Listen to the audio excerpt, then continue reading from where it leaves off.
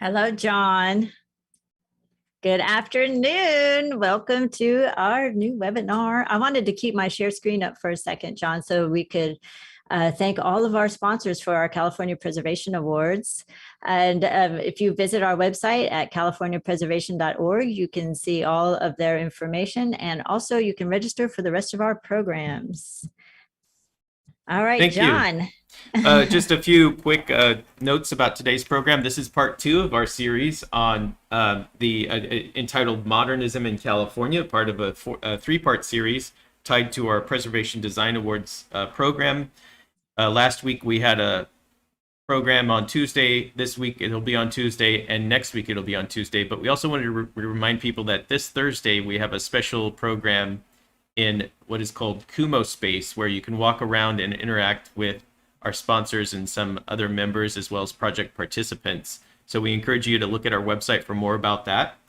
Before we get going today and we turn it over to our speakers, I wanted to welcome everybody to today's program. We have 40 participants in the room. We had about 120 signed up, so we expect to see more logging in the coming minutes here. But wanted to tell you how to ask those questions. So you'll see at the bottom of your screen, there's a smiley face with the reactions that you can click on that and click on that to raise your hand. After 30 minutes proceed in the start of the program, we will break out into small breakout rooms, one for each project. You will have a choice of choosing your preferred project, and you can click on the breakout room of your choice. And then once you're in the breakout room, you can ask your question. But before we go into the breakout rooms, we wanted to encourage everybody to activate your videos. You also have the ability to activate your own mic, but we ask that you don't activate those things before the start of the program. Hasn't Amanda? John, you should have let me read this off. Hey, Alex. So what we're going to do is we're going to have you activate your videos when we go into the meeting rooms. And so John will take care of that real quick. So not yet, y'all. I know, isn't this going to be fun? We get to see each other. So John, if you could just pop those off for just 1 minute. So what we're going to do is we're all going to first we're going to listen to our speakers for about 10 minutes, each of the 3 winning projects. And then we'll activate our videos. And when we go into the meeting rooms, if you have any trouble with this meeting room idea, just let us know through the chat, and we will, John can assign you. John's in charge of the meeting rooms, and I'm in charge of the slideshow. So I wanted to reintroduce myself. If you're not familiar, I'm Chris Madrid-French. I'm Director of Development at CPF, and John Haber above me, at least on my screen, is we're working together to put on all the awards programs. It's the award showcase, and it does culminate in our virtual awards gala next Thursday, October 21st from 6 to 7 p.m. You won't want to miss it. So I think we're ready to get started. If you have any questions, just go to your chat window and post those in the chat. And I'd like to welcome Ravi and Frank from the Ain house. I'm actually at the Ain house right now. You can tell. You can go ahead and start there you go. Okay, I'm going to go ahead and share the screen, and then we can start hearing your presentation. You can tell us a little bit about your project. Thank you, Christina. First of all, I would like to thank the California Preservation Foundation for recognizing this project and for inviting us to speak here today. Some of you may know that this is Ravi Gunawarna, I'm Frank Escher. We are principals of a small architectural firm here in Los Angeles, based in Silver Lake, actually, and about maybe half of our projects at this point are historic preservation projects. And we are speaking today about this Ain house, and you see that here. And to give you sort of a general some information about this, it is located in Silver Lake, which is the area in Los Angeles that has, as you probably know, a great deal of important modernist houses. And you see behind the house, of the blue behind the house, that is the actual lake. So there's a very beautiful view of that. Next image, please. So we got contacted because the house actually was almost completely destroyed in a fire in November 2018. And you see here what was left of the house. Quite by very good chance, the roof structure survived almost completely. And this was due to the house had a radiant hydronic ceiling heating system with 1 inch of plaster. And so that kind of saved the roof structure.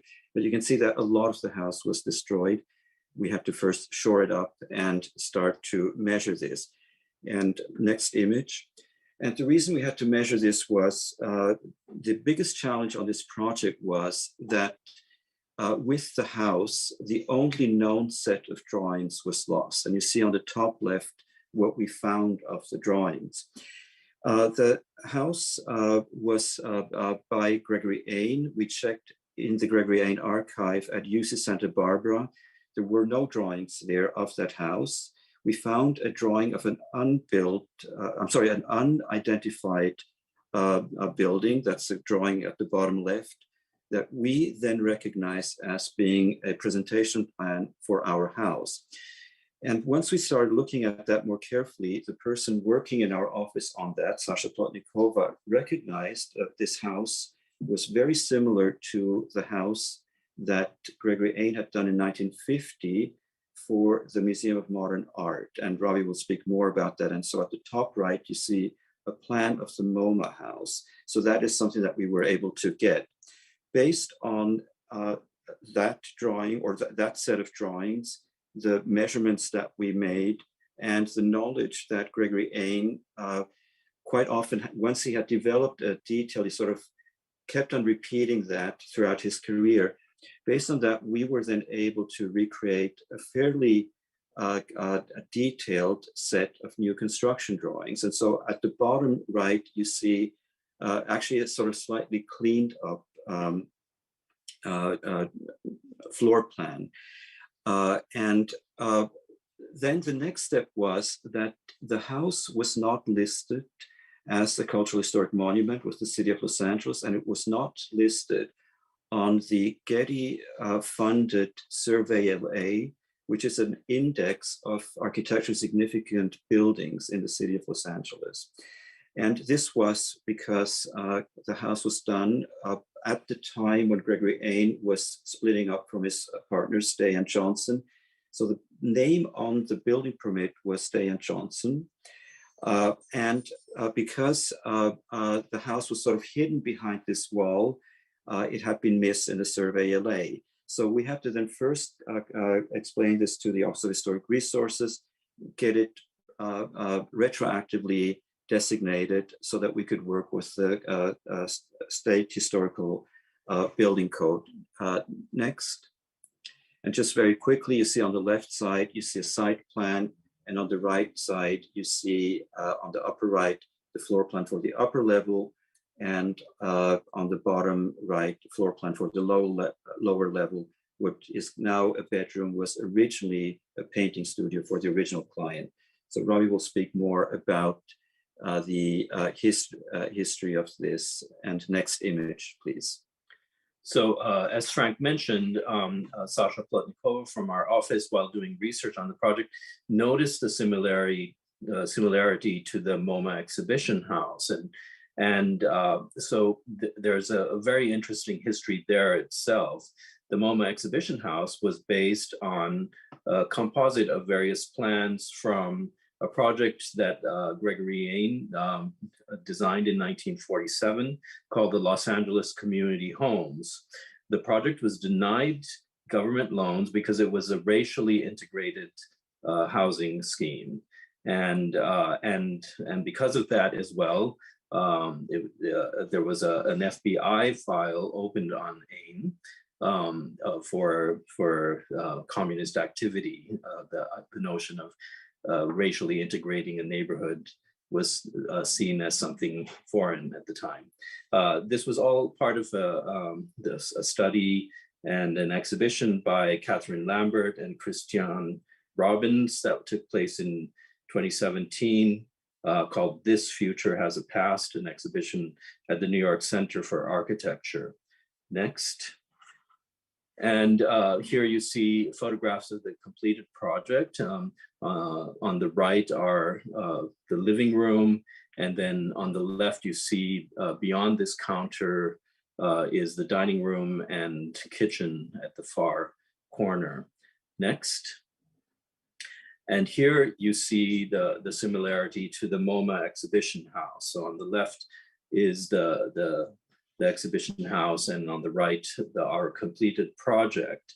Now, the MoMA exhibition house becomes really the link that tied our project to, which was identified simply as Johnson and Day, but our client knew, and she was told when she bought the house that this was designed by AIM.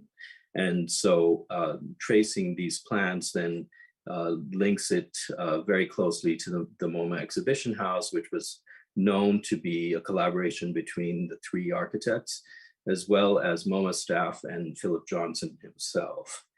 Next. And here you see a long view of the house. And the MoMA exhibition house also has an interesting history in that it disappeared shortly after the exhibition, perhaps because of this negative press from the FBI and so forth. And so it was thought to be missing until this year. On May 27th, a New York Times article announced that the exhibition house had been found in Croton-on-Hudson. And so it had been moved from New York. And this was on the eve of our submitting this project to the California Preservation Foundation Awards. So we quickly had to change our entry text. And we were very happy to hear about that. Next. However, so you see here the similarities between the two houses, and the house, the original MoMA exhibition house, which was found in Croton-on-Hudson, had been greatly personalized and to the taste of the current owners. And so this counter between the two spaces was enclosed. Decorative moldings were added, and of course, this counter between, and of course the decoration was quite different from the original. Our client, however, was very interested and had always been wanting to keep the aesthetic of the original house. Next. And here you see views of the dining room and the living room, and with several of the pieces of furniture that were used in the original exhibition house. Next. And the entire lower floor had originally been an art studio for Marjorie Green, the single woman who had commissioned this house. And later she married, and we're not sure exactly when the house began used, or the lower floor began being used as a bedroom. But when our client had bought the house, that was the case. And so here you see two spaces, originally part of the art studio and a working space next to it. Next. And so this is a view down from the lower level, from the lakeside, looking back up at the house. And so I thank you, and we'll open it up to the next phase. All right, thank you. So, and we will do the Q&A in the meeting room in a few minutes. I had just one question real quick. The client for this project was the owner of the house, is that right? Yes, and okay. Her name is Joyce Poulsen, and she has lived in it for about 30 years. She had previously lived in 2 Neutra houses. Wow, I want to meet this woman. Okay, so we will see you two in a few minutes. And the next project we're going to review is the Balboa Park Pool. So I'm going to pull up that PowerPoint, John.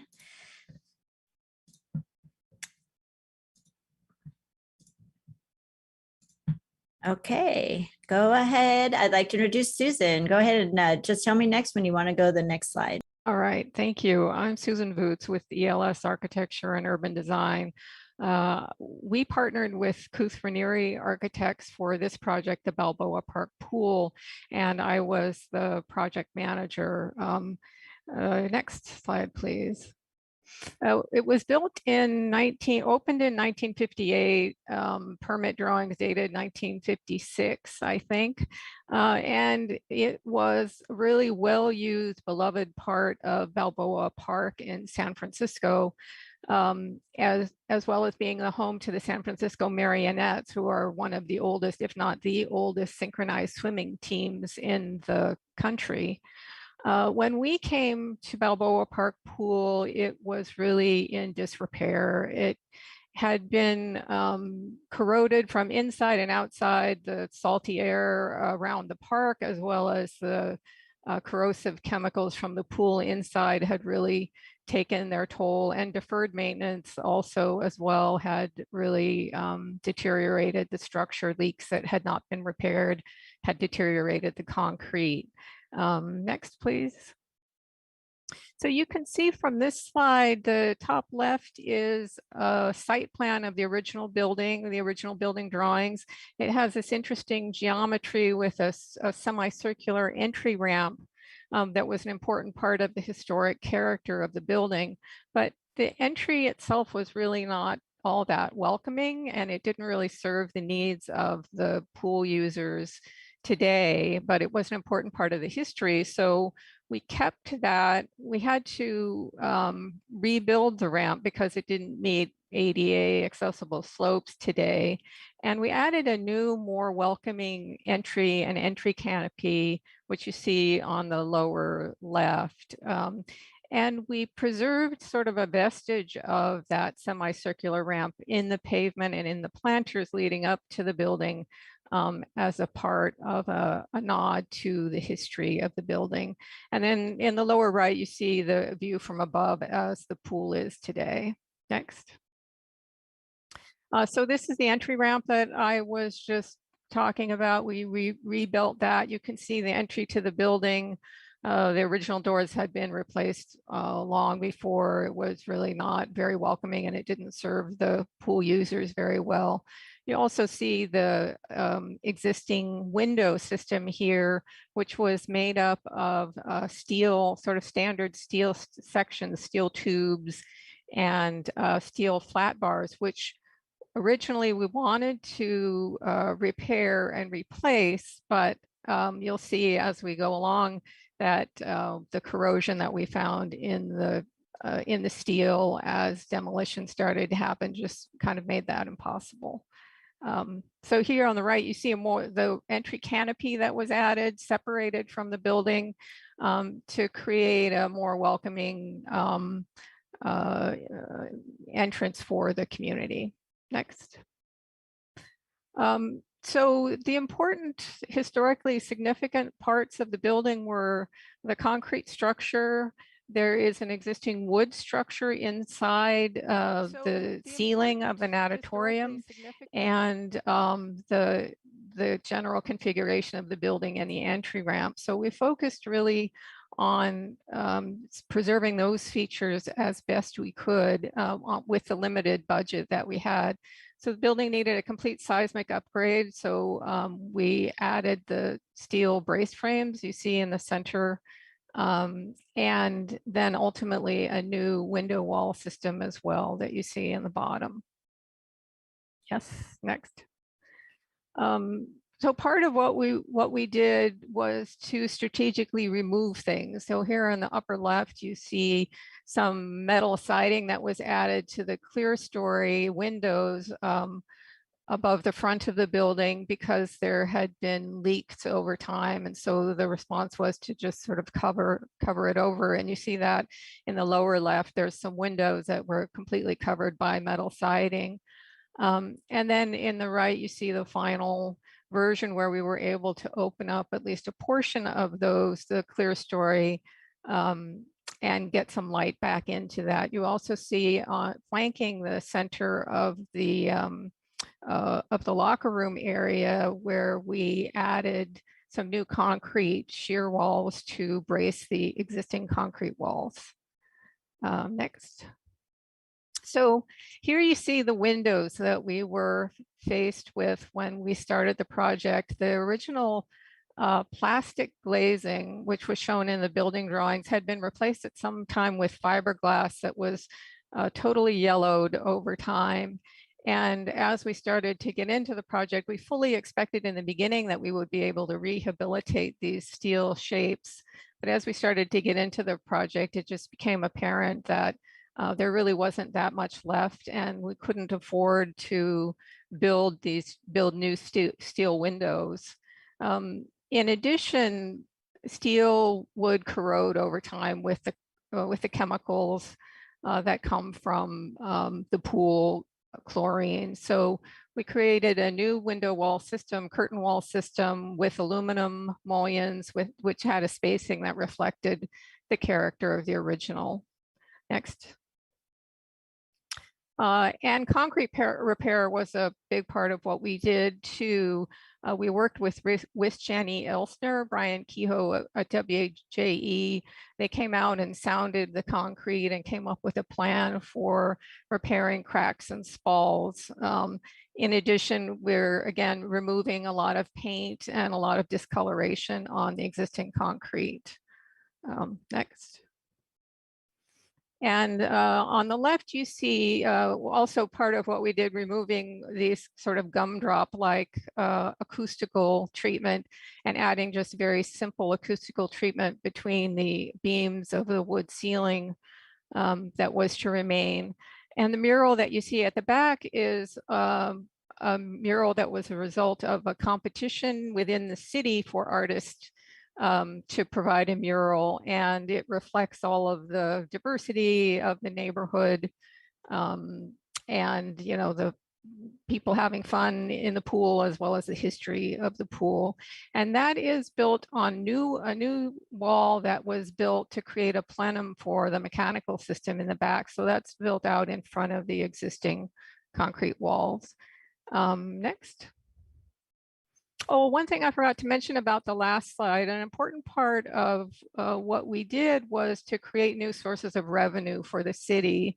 So this pool was, I think it was 100 feet long, yes, longer than your standard 25-yard pool. So we added a bulkhead to create two different sections, and the smaller area became a place for swim lessons, and that could provide another revenue stream for the city. Sorry, next. And a part also, the existing locker rooms were in terrible condition and need to be completely redone. So a part of our task was to reorganize this, and in so doing, we created enough space to have a separate community room, which had always been part of the original plan of the pool, but was never built. And that community room, which you see in the upper left, kind of in the background there, becomes another source of revenue for the Recreation and Park Department to be able to rent out for birthday parties and so on. Next. And so this is, you see on the right, at the pool reopening, I really was struck how important this pool was to the community when I saw all the people that turned out. And it was really a very gratifying experience. I think that's it. Oh, we got one more. Yeah, and just another shot of some of the concrete and the final project. Thank you very much. Thank you, Susan. And we are going to welcome our last speaker, Carmen and Mike. I will get your slides up. Why don't you go ahead and introduce yourselves while I prepare your the slideshow. Sure. I'm Carmen Pauly. I'm with Heritage Architecture and Planning, and we were the project architect for the project. Mike? I'm Mike McCormick. I'm project manager for First Mark Contracting. We were the construction company that performed the work on the Monk building. Okay. I'll go through the slides now. So IGPP was built in 1963, and IGPP stands for the Institute of Geophysics and Planetary Physics. It's located at the Scripps Institution of Oceanography at UC San Diego's La Jolla campus in California. The building is named after renowned oceanographer Walter Munk, who's pictured here in the foreground on the bench. He's really known as the father of oceanography, and he's really instrumental in a number of ocean discoveries, including wave theory that was used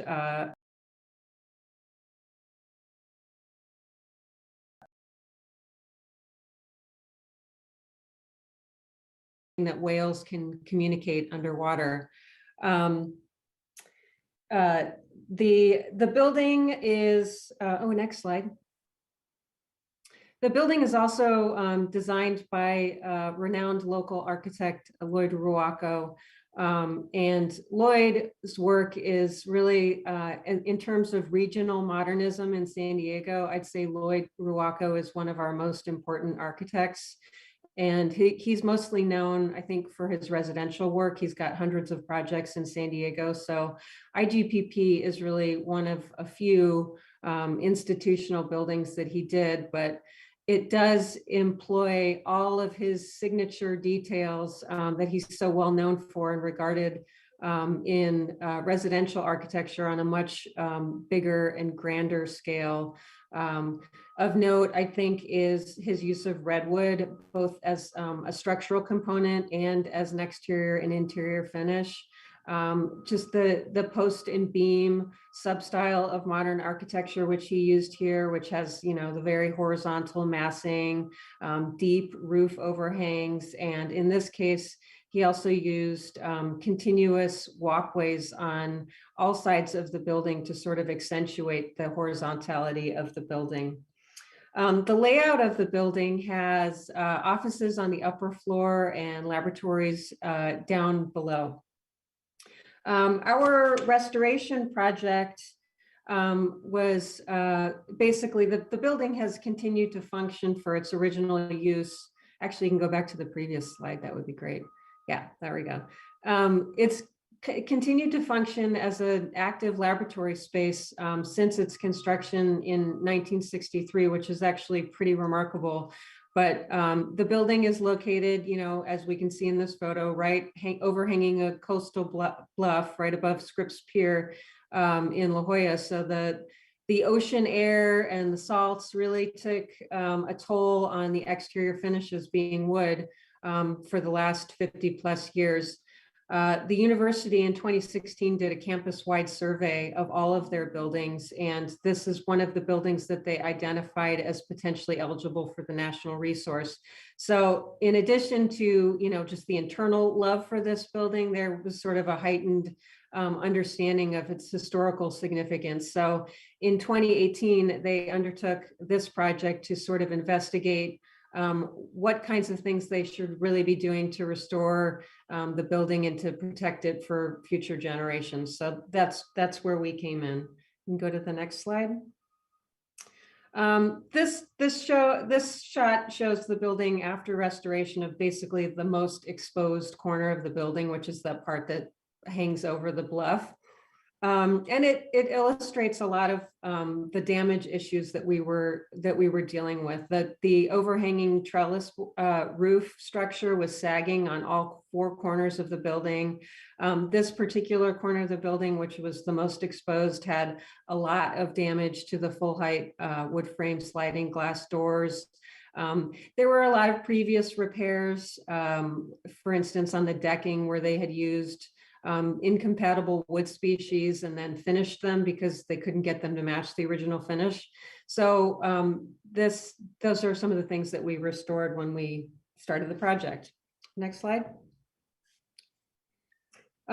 This one shows the same corner of the building, and it shows the two of the floor sliders that we completely rebuilt, also open in this view. Next slide.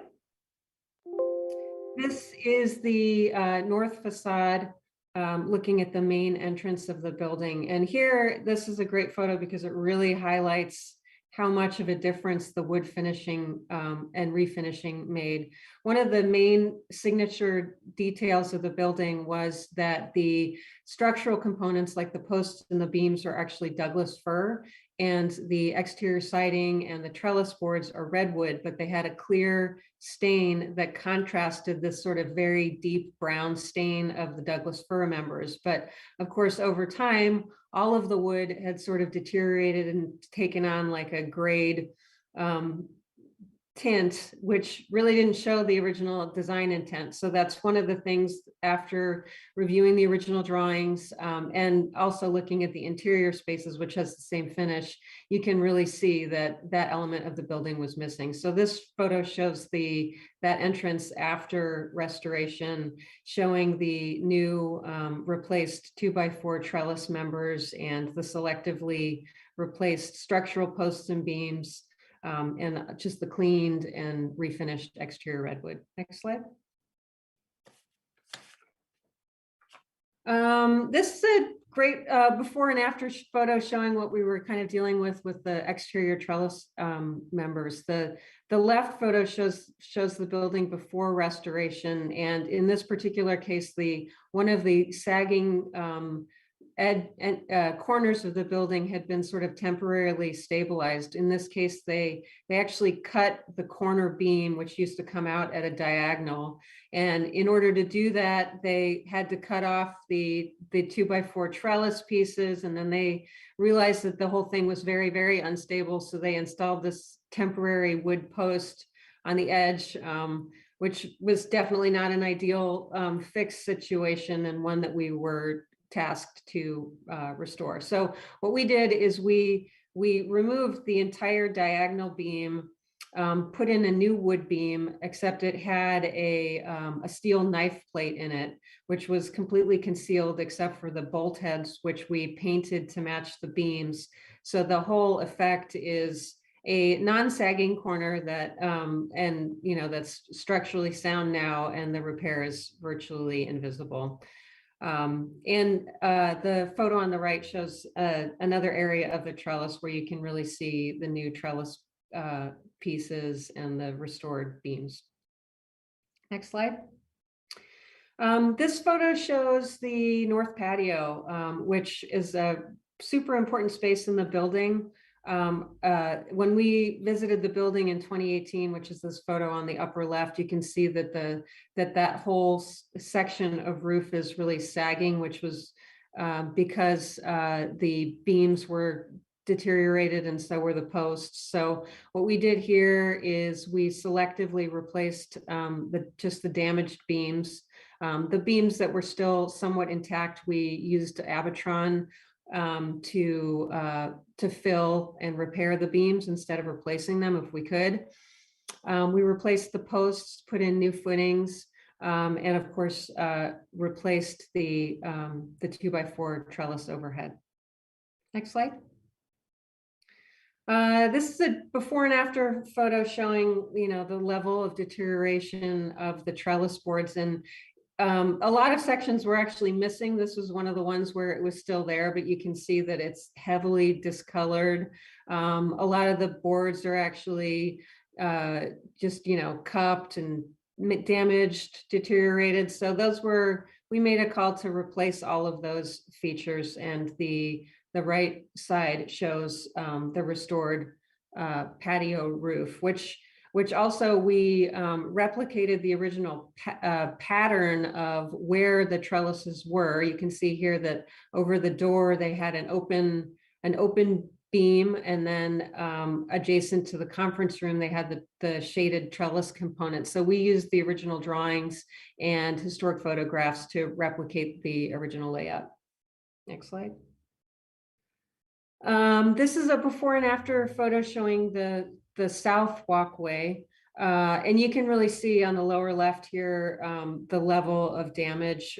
We had these steel guardrails that were unfortunately the wrong height for current code, and they had these enormous openings, which was somewhat of a hazard, especially at the corner of the building that basically just drops off 40 plus feet to the ocean. So we replicated the original steel guardrails except brought them up to the appropriate 42-inch height. And then we added a cable rail spaced 4 inches on center to minimize the opening. This photo also shows just the level of damage of the decking and the adjacent 2x trellis members and the sliding glass doors. So the restoration project included selectively replacing damaged decking boards and the trellis members that are along the side, in addition to just cleaning and refinishing all of the exterior wood surfaces. Next slide. This is a great historic photo from 1966 showing Walter Monk teaching students on that north patio. And the adjacent photo is that same patio today, which you can see looks very much the same. Next slide. Another historic and current photo showing the exterior walkway. The historic photo on the left is from 1966, and it shows the south facade or south walkway looking west. And the other current day photo is actually on the other side of the building looking the opposite direction, but they both have exactly the same walkway feature with the overhead trellis and the continuous walkway. And each of these offices on this floor has a full height sliding glass door that opens out onto the walkway beyond. I think that's it.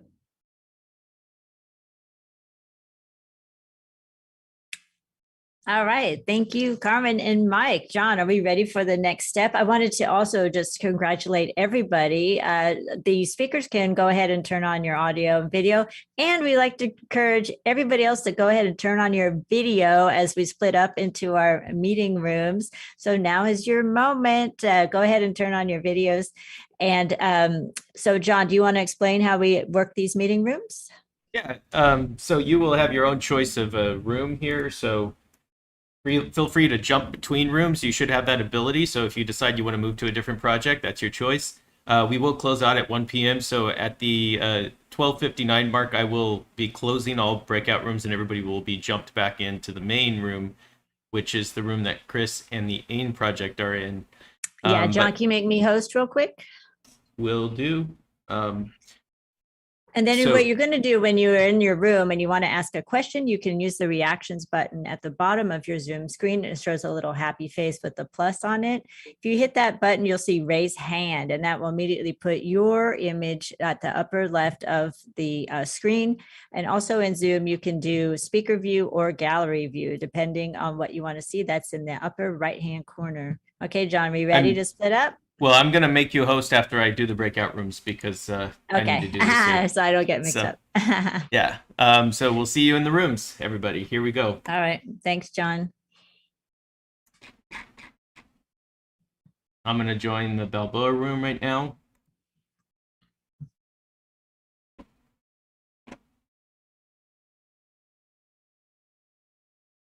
Hey, Susan.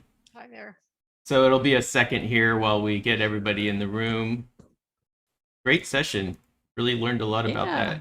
Interesting stuff. So here we go. It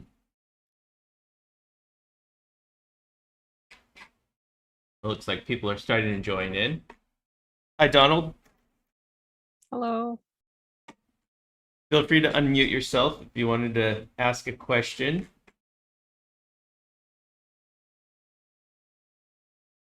Where are you from, Donald? Oh. Can you hear me now? Yes. Can you hear me? Yeah. Yes. I can hear you. I'm originally from Virginia, but in fact I live in London. So Great. Hi. Nice to meet Hello. you. it was a very nice talk, actually. I'm slightly an interloper, actually, because I'm more of a conservator and I work with plastics, and I was very interested in the concept of the original plastic windows. And I don't know if that's something that you wanted to discuss, but in fact, I've just started doing a research degree on it, or a PhD. And one of the big issues is, in fact, the plastics that architects encounter. And the theme is research to come up with conservation strategies that actually preserve the original intent. And I'll just leave it at that, and you can ask me questions if you wish, but I'm just curious how that went. Well, the original glazing was a bit of a mystery to us. We had a pretty comprehensive set of original building drawings, but Yes. no specifications. I don't even know if there were specifications at that time. But it just said plastic glazing. And so we don't really know what it was. And the thought was that that had been replaced somewhere down the line with this fiberglass that we see today, but I'm not even totally sure of that. So I'm interested kind of in your take on if you know anything historically about plastics and what might have been used at that time. What was the date actually? Yeah. Building opened in 1958, so this was being designed a few years before prior. Right. My own first thought is that it most likely would have been an acrylic, so such as plexiglass. And because it had been around since the 30s and probably used in architecture since the 40s, potentially, and not just as a furnishing, but also as glazing. And I mean, I suppose the big examples, we tend to think of cars and airplane bonnets or covers or glazing. And but also if you think of the Olympic Stadium from the 70s, that's a good example of one that's still up. And that's one, but also I'm wondering if it could have even been laminated, because they often laminated it in the same way as glass, and it made it more durable, and with a butyl methacrylate, and they're both extremely resistant to UV discoloration, but not necessarily, but they will degrade. And so in that environment, they're still degrade because they're quite porous, particularly the acrylic. And so that was what I was thinking, but I don't know. And it would be interesting to pursue that and to look into it more. And you can also understand why they looked at the glass reinforced polyester. What would have been the motive to use plastic? Yeah, I was curious about that too. Why would they have used that instead of the glass? I don't know for sure, but for one thing, it can be tinted. It could have UV put in it. It's lighter weight. And so if there was something to do with the structure, that could help. It would have to be quite thick though to maintain its rigidity. But the weight, well, it could be that was tempered glass around. I mean, I could see broken glass in a pool scenario as a bad deal. Yes, exactly. So it could be a safety thing. It could be, exactly. And if they laminated it, then it could even be more safe, because if they laminated it with this butyl methacrylate layer in the middle, like they do with laminate glass, and then it would also be more UV resistant. And so I don't know. I'm just guessing, just based on some technological information. Yeah, thank you. No, thank you. I mean, you sound like an expert in this topic as well. So I'm curious. I don't know. We had a presentation earlier this year on the Futuro houses, and I believe you might know it. Were they acrylic? They were, in fact, and interestingly enough, there was a big project I wanted to mention. I don't want to take away from this talk, but that happened at the Design Museum in Munich, where they restored one. And I thought that your guest might be interested in following them if he doesn't know about it. And I think they probably have a link online, a YouTube link or something. Nice. Well, thank you for that information. Sure. Jim, where are you coming from, Jim? I see you have a lot of buildings in your background. San Francisco. Okay. We're going to be on the thing next week with the Presidio Theater. Was the last project I was involved in. Oh, nice. I'm looking forward to that. Yeah, I remember seeing the building vacant for so many years and never thought anything would happen to it. And then all of a sudden, next time I'm at the Presidio, I see it looks brand new. So it was toxic. I spent a whole day inside the amphitheater and was sick for 3 days with mildew-related illness. Oh, wow. Because all the chairs had soaked up, a roof leak for 20 years, or maybe it was the last screening of The Blob that had some effect of it. What was interesting I'm dying to me to go to the pool. I'm going to try to start swimming now that I'm old enough to get cheap entry from the city. I'm going to start swimming, I think. We have a much earlier pool in our city, the Nauditorium in Richmond, that was from the 1920s. And it was it was a nice mistake because the the water that was for that pool was found by happenstance. It was somebody drilling for, I believe, oil, and then they found an artesian well, and they decided, oh, Wow. let's put a municipal pool there. So, Oh, um, I yeah. have fond memories of a wonderful outdoor natural pool that took over a stream in the Ozarks. That was just, you know, every exterior swimming pool should be like that and not like what they are, you know. You know, it was in the woods. It was all, you know, there were snapping turtles in it, you know, so there was a little bit of a risk, but it was just beautiful and cool, real water, and, you know, old concrete that had gotten lichen and everything else, you know, instead of blue tile, you know. So that's my dream pool. Sounds amazing. Susan, the Balboa pool, when did it reopen? I don't know if you went over that, but It was probably 2 years ago now. so it was right before everything with COVID hit. Yeah. Oh, Public yeah, it was they haven't had a before chance it to did. really, yeah. Yeah, they did have a chance to operate it for a little while before the pandemic. Yeah. Mhm. So are they opening yet? Is Park and Rec open the pools again? I don't know. I haven't Yeah. heard recently. There were some construction issues that they had to deal with as well.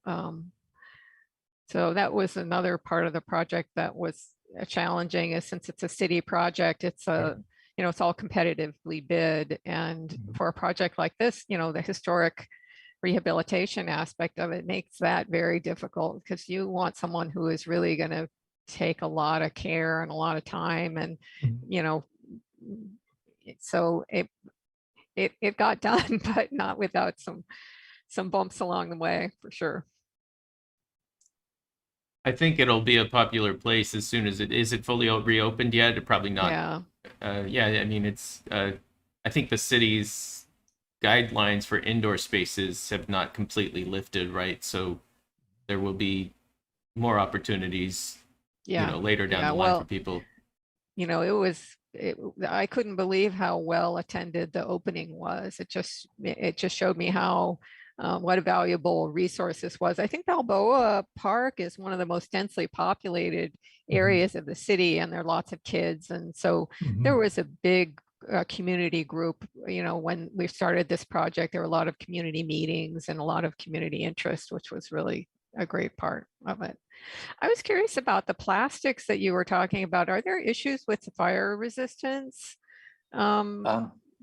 That's a good question. And I think that if it's polymethylmethacrylate, and if it was cast, which it would have been in that period, most likely, unless they were experimenting with extruded material, it would have potentially burned and not dripped, because it's such a high molecular weight material. It also has an incredible transparency and internal light, internal reflection, and so it's brighter than glass. And so I can see lots of, you know, potential positives, and there are increasingly more buildings, but it does scratch, and it is very susceptible to solvents.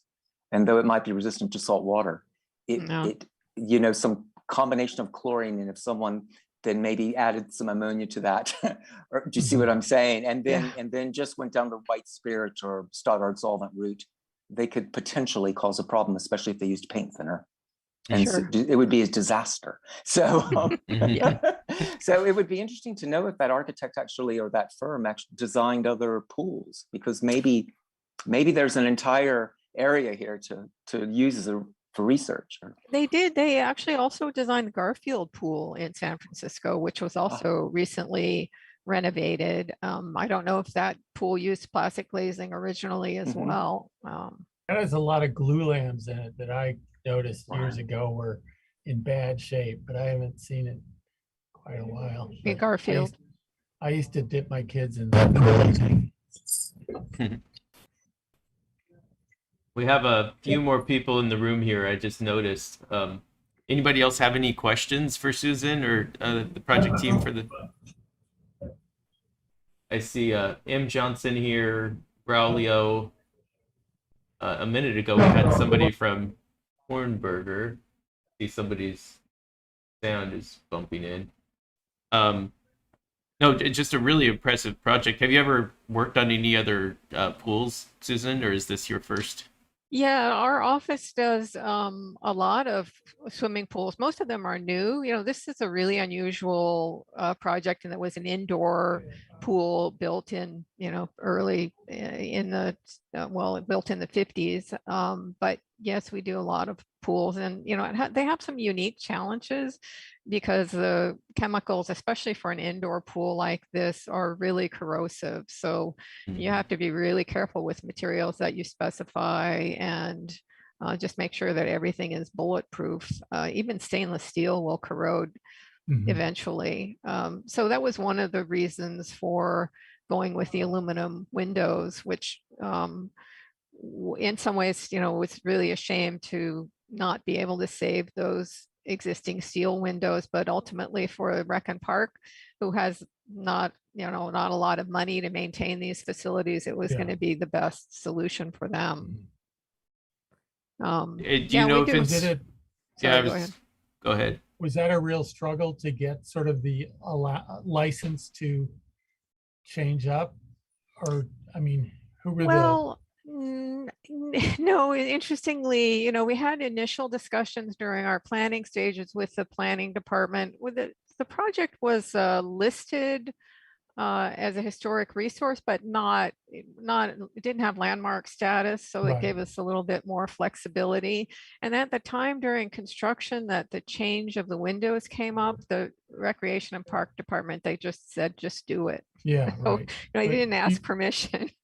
You didn't And have to go to nobody SHPO or anything, complained, right? right? Yeah, right. They, the San Francisco Recreation and Park Department has their own way of doing things. And at that point, nobody from planning was involved anymore. I don't know if they would have objected or not. It was pretty clear cut to us that the project just couldn't afford to And this keep the wasn't a windows. tax credit, SHPO kind of a deal, I guess. No, Yeah. it wasn't.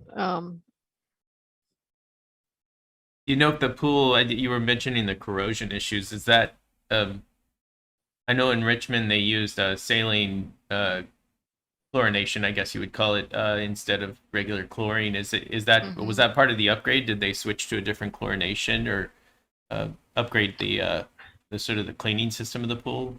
Well, the saltwater pools are kind of a different animal, but yes, they use different chemicals and fewer of the sort of corrosive chemicals. So that is one that is one benefit. Since you were saying they found a spring under the Richmond pool, I was wondering if it was naturally saline. Well, that's a good question. Yeah, I wouldn't know. And I'm not sure if it's still being supplied by that same water source to this day. I mean, yeah, maybe historically not. it was, but maybe not now. I know they're doing saline with it now.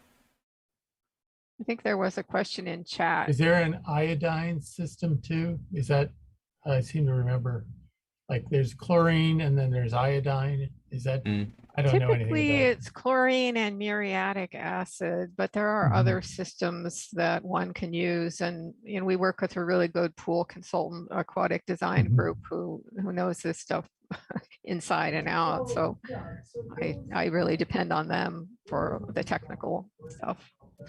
It looks like we have a question in chat. Who was the client? It's the San Francisco Recreation and Park Department. And thanks for the compliments. I really appreciate it. Yeah. Yeah, thanks for catching that. I saw that question earlier in the main room, but maybe it was directed. I don't see it right now for some reason. Oh, well, I thought the chat I would be reading would be the chat for this room, right? Yeah, I okay, I don't see it now, but Oh.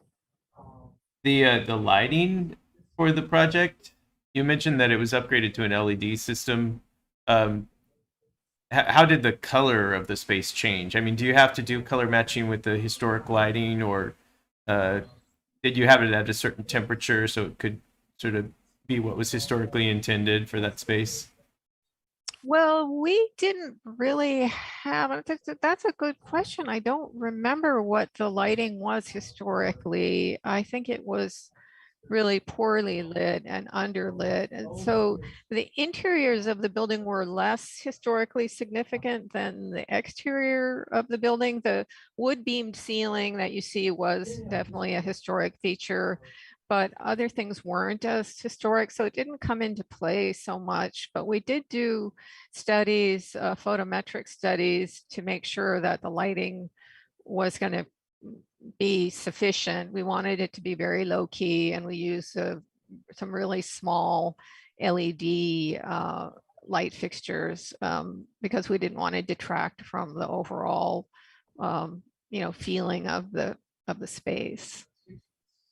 LEDs have changed up, the theater that I worked on. Yeah, boy, just they're a game so much changer. less energy and heat Mhm. was huge for us. Yeah. On that score. Like all the theatrical lighting is LED, which is a big deal.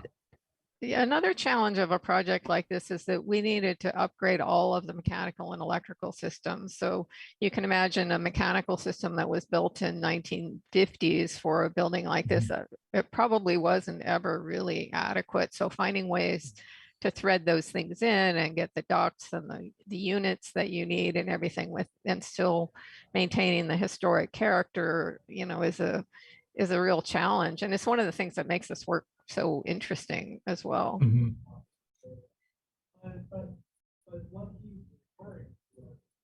Yeah, I was filming one of the other SF Parks projects the other day that's winning an award this year, which was the Geneva Car Barn, and they had also swapped out the LED lighting, and you wouldn't tell the difference with your just with your eyeballs, but if you were to film it on video, then you notice the flickering because it has a certain refresh rate, right? So it's sort of like your TV, your computer screen. Like if you try to film it, you see those lines appear on the screen. It's just got that unique sort of refresh rate. So like all the B-roll I shot of that car barn, it's completely shot. It didn't work out because of the LED lighting. But you wouldn't notice it as a person just looking at the room. You would never know that it was LED. Yeah, I knew that was true about fluorescents, that they flicker, but I didn't realize that was true also for LEDs. Yeah. Boy, I'm not sure. That's a problem that I hope doesn't show up at my theater project. They've been in mothballs for through COVID too. I mean, we had a few performances and everyone's just pushing the opening date one more week. But so it's just finished, just completed your theater? It was finished before COVID, and we had then COVID hit, and we had a big opening party, and the acoustics were great, which was a big question mark because we didn't do a fancy modern system to fake the acoustics. We depended on sort of old world genius, and that came through. So there were a lot of things risky on it that the opening day I felt great about it, so but then it's been mothballed, just waiting for the world to come back together. Yeah, such a shame. What do you think will be the first what do you think will be the first event there? I know they used to do a lot of Shakespeare and stuff in the Presidio Park outdoors, but oh no, this is I think they've got kind of fun kid stuff. It was really to relocate this theater for children, but then once it perked interest of all these like local chamber orchestras and everything, and before you knew it, we had to sort of upgrade it to be a real performance theater. But it still has a legacy of being a kids theater, so they're going to have the Wizard of Oz for school kids in there. I think that's sort of the first thing. And there's something going on there. I haven't really kept track, but they were going to have a big jazz thing this month, and then it was just canceled. But they do have performances scheduled. I mean, go to their website, I guess, is all I can say. But I hardly ever go to the theater myself. I'm embarrassed to say, but it was fun to work on it.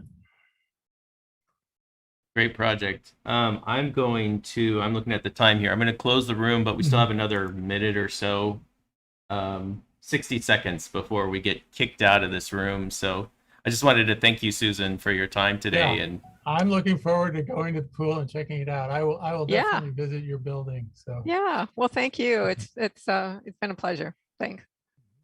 So I have to leave the room now, I guess. all right. Or Bye, you're gonna everybody. leave. you'll either leave or you'll be dropped back into I'll the be main left. room, and then we'll close everything out. But thank you Okay. again. Oh, And thanks. thanks, Donald, for coming today. I learned so much from you today as well. So It was very Yeah, kind of you. Thank you really. very much. It was Appreciate it. brilliant, actually. Yes. Thank you Great. very Just much. one thing, plastics. Yeah, Plastics, yes, right, one exactly. word.